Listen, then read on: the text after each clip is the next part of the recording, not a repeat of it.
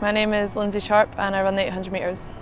All the hard work is hopefully done in the winter, so now it's mostly about competing. And I was quite young when I went to London, so it was more about gaining experience in the lead up to Rio. So I'm really lucky that I've had that, and now I'm kind of used to having that support and that intensity in an arena that it doesn't feel too intimidating.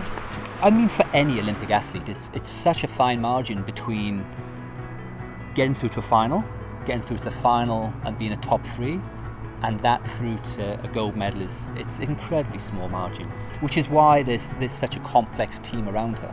And we're looking to develop the underpinning strength qualities that she needs for running, and running fast, because ultimately 800 metres it still comes down to a sprint, so she's still required to be very quick, and to do that there she's required to be very strong and explosive.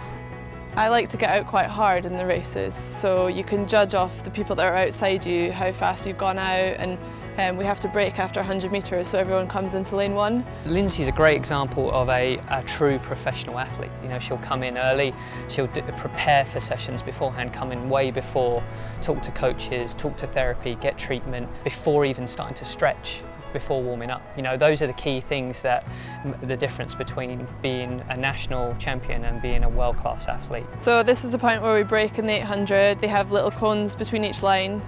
You have to make sure that you don't brake early. So you really have to kind of be aggressive and assertive, and I guess that sends out a message to your competitors that you're in the mood to fight and to win. Most physio work is done post-training. For us, it's done as much before training, so she's as optimal as possible, so every training session can be as close to 100% as possible. And that's the difference at this end, is how many 100% sessions can you get in every day of the week leading up to the Olympics. The third 200, I'd say, is probably the hardest part of the 800. So it's the bit that you need to keep concentration, make sure that you don't drop off speed, but also don't go too fast here because you've still got 300 metres to go.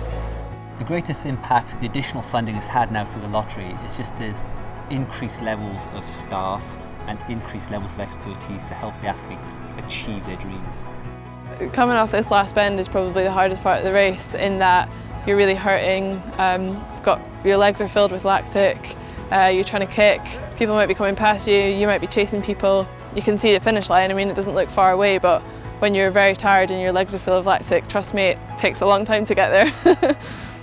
Our goal for Lynsey has always been to make the Olympic final, and that's still what we expect of her. It's only 2 minutes of work, so if you look at it that way, all I've got to do is give 100% for 2 minutes.